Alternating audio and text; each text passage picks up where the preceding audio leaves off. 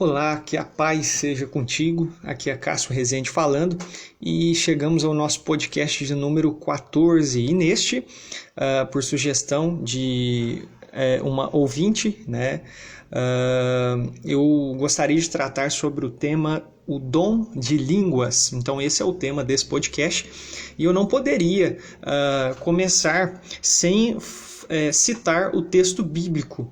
Este é um tema, às vezes assim, pode ser polêmico, enfim, mas eu não vejo o porquê de polemizar um assunto que é simples, de necessário entendimento e, claro, nas Escrituras, ao meu ver, pela minha visão, está muito claro nas Escrituras quando é tratado sobre ele. Tá certo? Então, eu não quero tomar aqui nenhum alinhamento teológico, pentecostal, neopentecostal, tradicional, reformado, cessacionista. Eu quero tomar as Escrituras, a Bíblia, e então, a partir da Bíblia, analisar esse assunto. Então vamos a ele. O texto bíblico que eu gostaria de citar está em 1 Coríntios, capítulo 12, versos 1 ao 11. Vou ler de forma mais rápida, evitando pausas aqui, na Nova Versão Internacional.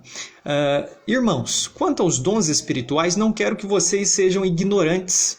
Vocês sabem que quando eram pagãos ou gentios, né? Enfim, alheios a Deus, então, quando eram pagãos de uma forma ou de outra, eram fortemente atraídos e levados para os ídolos mudos. Por isso, eu lhes afirmo que ninguém que fala pelo Espírito de Deus diz, Jesus seja amaldiçoado. E ninguém pode dizer, Jesus é Senhor, a não ser pelo Espírito Santo. Há diferentes tipos de dons, mas o Espírito é o mesmo. Há diferentes tipos de ministérios, mas o Senhor é o mesmo. Há diferentes formas de atuação, mas é o mesmo Deus quem efetua tudo em todos. E a cada um, porém, é dada a manifestação do Espírito visando ao bem comum. Pelo Espírito, a um é dada a palavra de sabedoria, a outro a palavra de conhecimento, pelo mesmo Espírito há outro fé, pelo mesmo Espírito há outro dons de cura, pelo único Espírito há outro poder para operar milagres, há outro profecia, há outro discernimento de espíritos, há outro variedade de línguas e ainda há outro interpretação de línguas. Todas essas coisas, porém, são realizadas pelo mesmo e único Espírito, e ele as distribui individualmente a cada um conforme quer.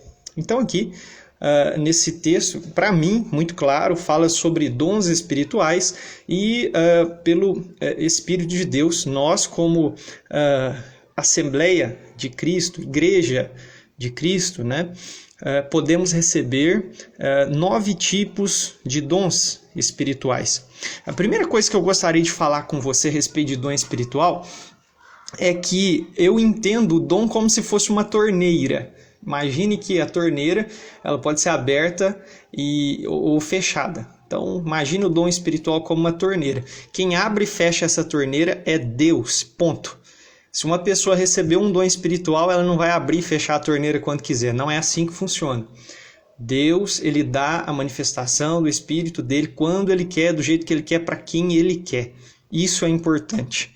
É necessário que eu entenda. Se a gente for olhar nas escrituras hebraicas, né, no Antigo Testamento, a gente vê que Deus ele abriu a boca de uma jumenta para falar com, digamos assim, profeta gentio, né?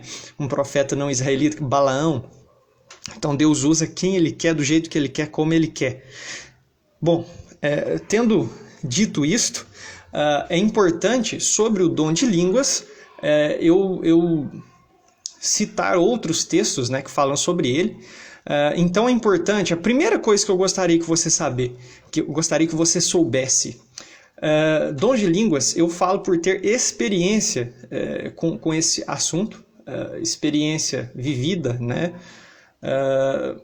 E sobre isso é importante nós entendermos que nem toda pessoa convertida, cristão fervoroso, vai falar em outras línguas. Esse é o primeiro ponto que nós temos que chegar à conclusão. você pode receber o Espírito de Deus, você pode ser filho de Deus, mas talvez Deus não vai te dar esse dom. E aqui está escrito o seguinte: são todos apóstolos? Eu estou lendo 1 Coríntios, capítulo 12, agora versos 29 ao 31. São todos apóstolos? São todos profetas? São todos mestres? Têm todos o dom de realizar milagres? Têm todos os dons de curar? Falam todos em línguas? Todos interpretam? Entretanto, busquem com dedicação os melhores dons.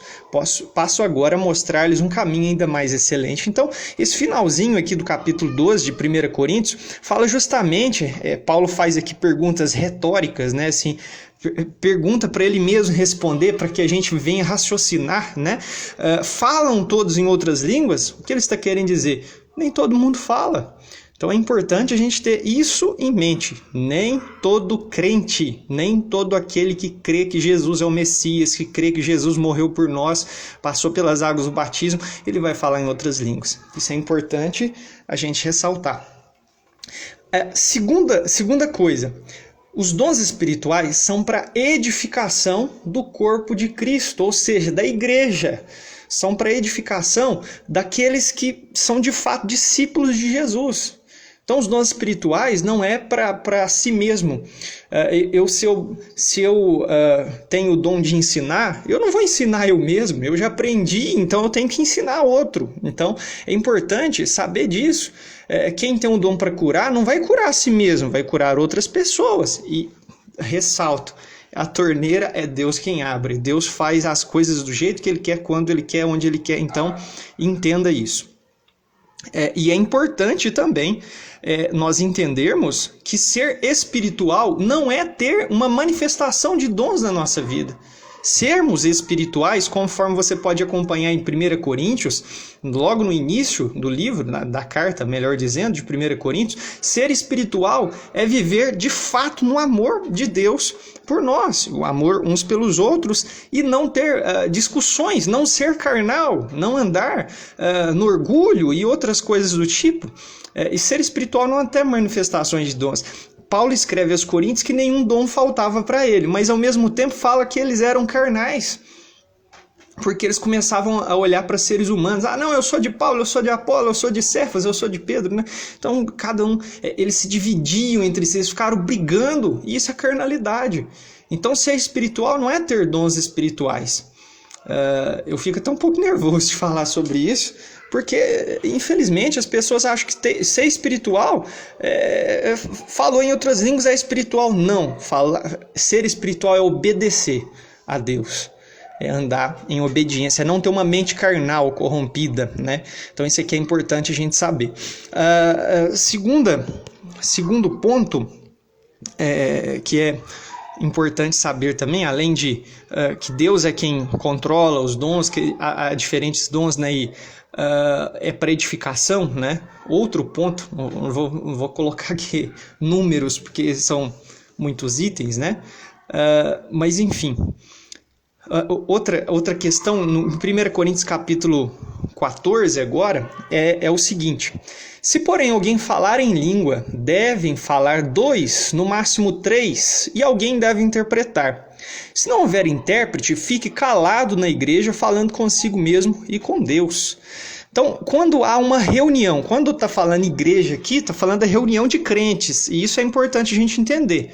Igreja é um povo que se reúne. Se não se reúne, não é igreja. Nós temos que nos reunir para sermos de fato igreja do Senhor Jesus Cristo. Então, igreja é aquele que vive debaixo da obediência de Jesus Cristo, compartilha a fé com outras pessoas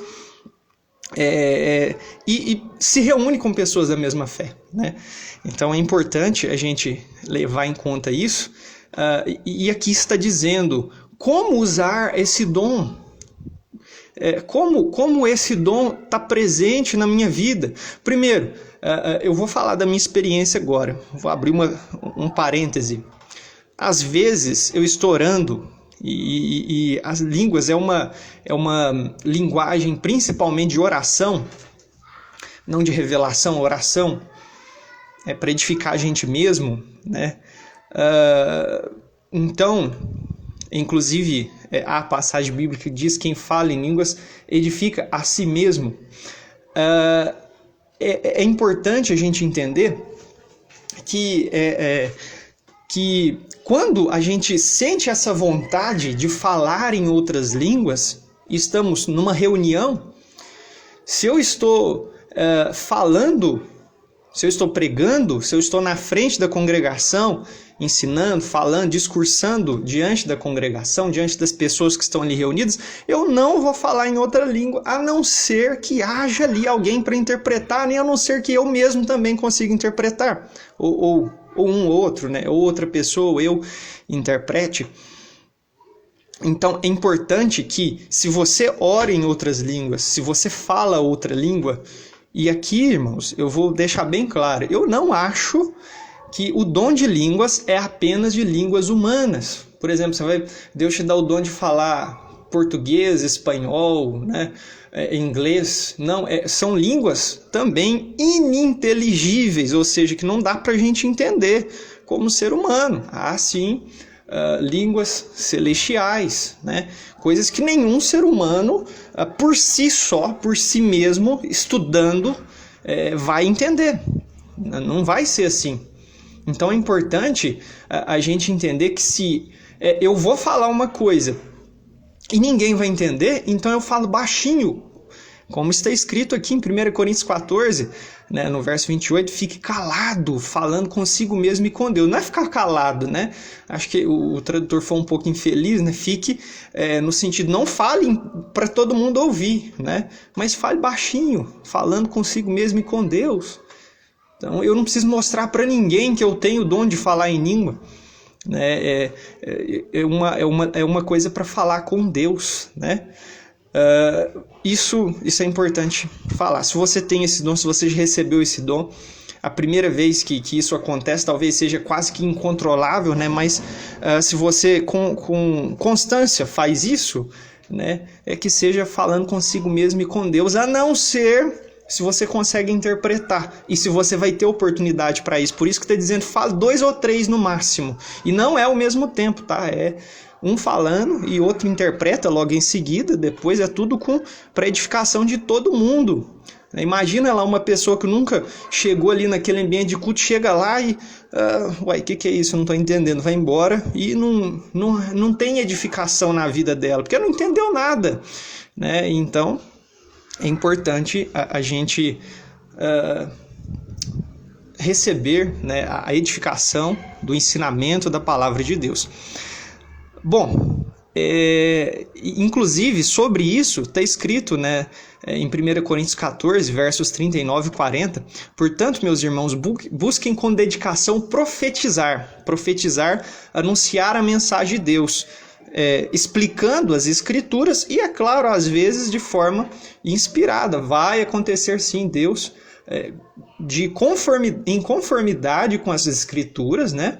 Não quer dizer que vai citar sempre as escrituras, mas toda pregação, é claro, tem que ser baseada nas escrituras. Mas eu digo a profecia. Às vezes sim vem uma mensagem inspirada da parte de Deus, que não está citando versículo bíblico, mas está de acordo com a Bíblia. Então, a Bíblia diz que, portanto, meus irmãos, busquem com dedicação profetizar e não proíbam falar em línguas, mas tenha decência, né? Como está escrito, mas tudo deve ser feito com decência e ordem, ou seja, que não haja bagunça na igreja de Deus, que não haja bagunça.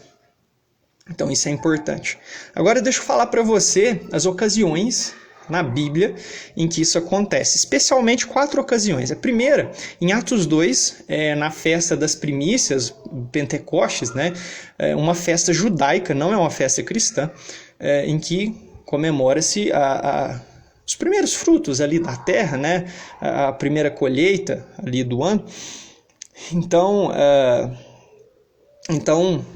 nessa ocasião, estavam presentes judeus, tá? Isso aqui não teve gentio envolvido, ou era judeu ou era convertido ao judaísmo. E ali cerca de 120 discípulos orando, lembra disso? Eles estavam orando. De repente, vem ali línguas, né, coisas pousando sobre eles, como se fossem línguas repartidas de fogo, né?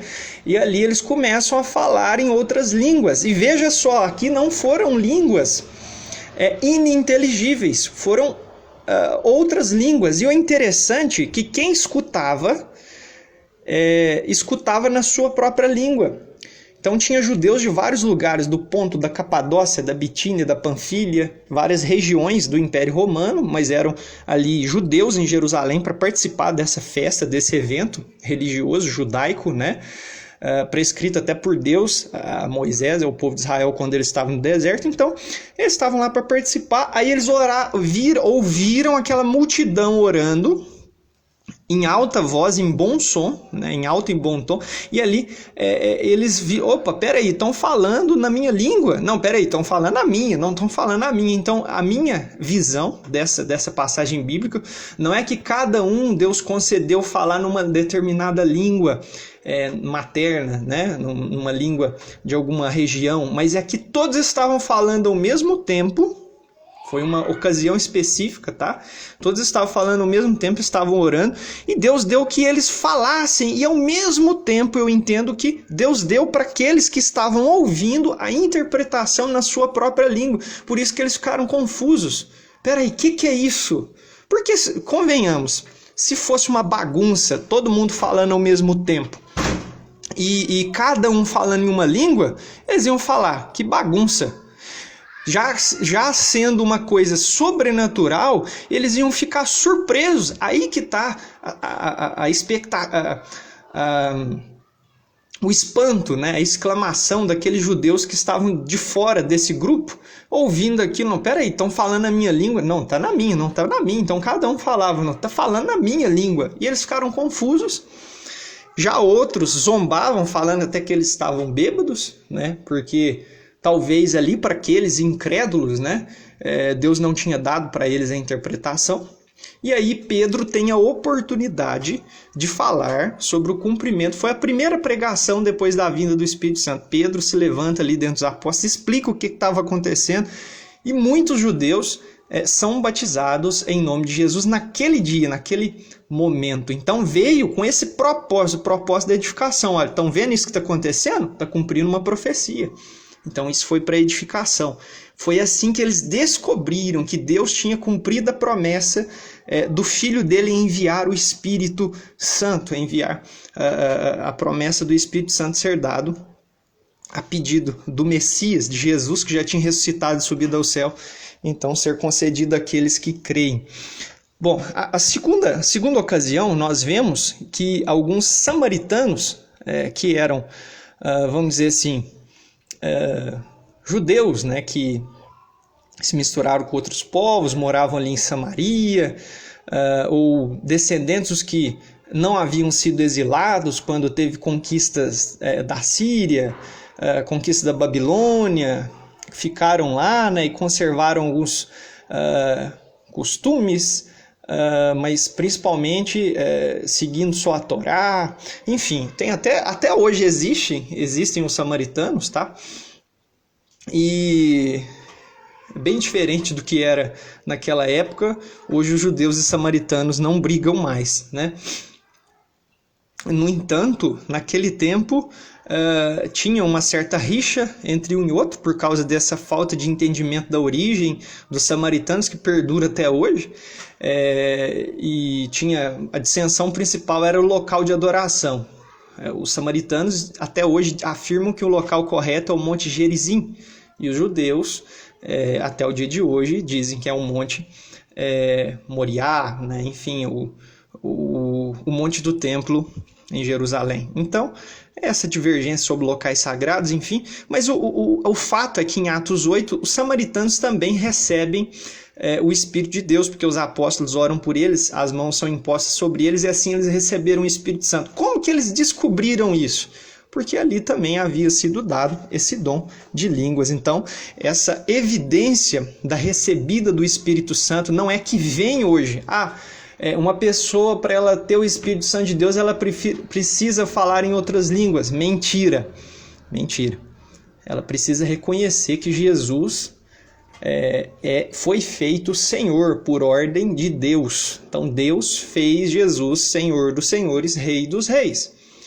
Pelo Espírito de Deus é que a pessoa chega a essa consciência, né?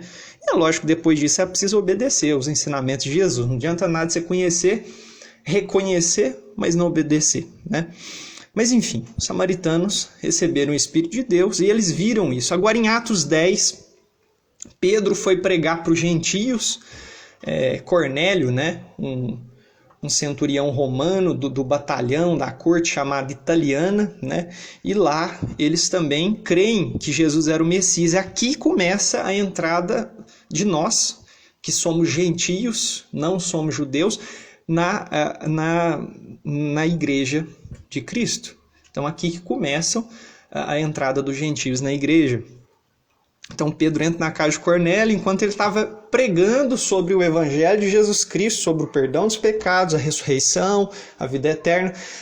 Aí eles também recebem o Espírito Santo, começam a falar em outras línguas, e aí eles veem, opa, peraí, por que teve esse falar em outras línguas? Porque Deus deu também o Espírito Santo aos gentios, então nós estamos entendendo que os gentios também têm direito à salvação, os gentios também têm direito às promessas do povo de Israel, aí eles lembraram de passagens bíblicas que falavam a respeito disso, e entenderam que os gentios, sem ser circuncidado, sem praticar os rituais judaicos, sem poder entrar no templo, o gentio não podia entrar no templo, né, em Jerusalém, nem sequer no pátio, tinha o lugar próprio assim ao redor ali.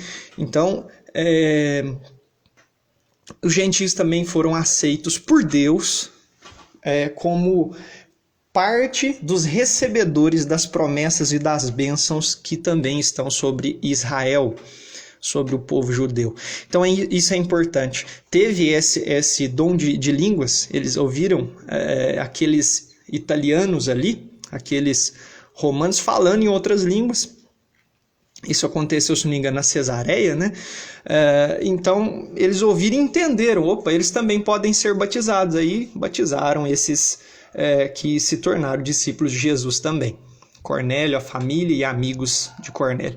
E em Atos 19, nós vemos ali algumas pessoas que não sabiam a respeito do Espírito Santo, não entendiam, os judeus, né?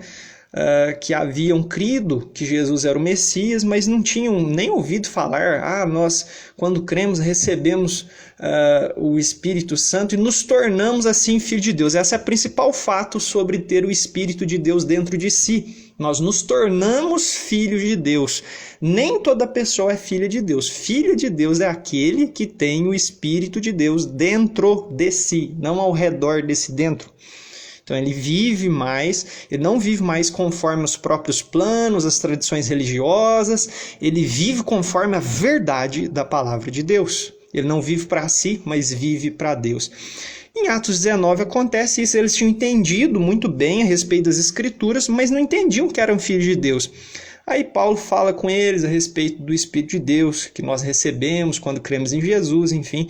Aí eles são batizados em nome de Jesus, reconhecendo que assim se tornam filhos de Deus, recebem perdão dos pecados.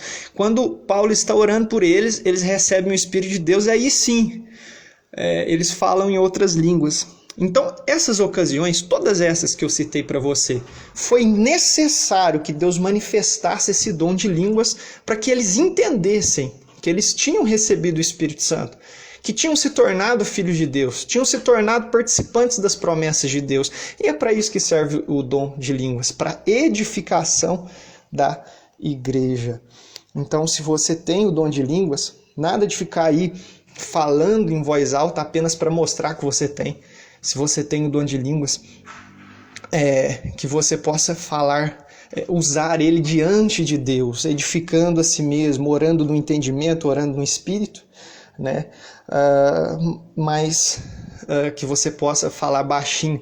E às vezes pode acontecer de Deus dar para você a interpretação daquilo que você está falando. Pode acontecer, né? Então, Deus pode também conceder esse dom. Infelizmente, eu falo isso com pesar, né? Algumas pessoas que dizem falar em outras línguas não falam, infelizmente. Algumas pessoas aprendem a imitar e sai por aí falando coisas que já ouviu. Algumas pessoas fazem isso, infelizmente, né? Não deveriam, porque é uma coisa séria, é algo que vem de Deus. Então, eu não quero polemizar o assunto, eu quero apenas esclarecer. Podem ter ficado algumas dúvidas, eu fui o máximo sucinto que eu consegui, né? Explanando de forma, no mínimo, mediana. Não vou falar que eu aprofundei demais, nem fui muito básico, mas eu espero que tenha sido de grande valia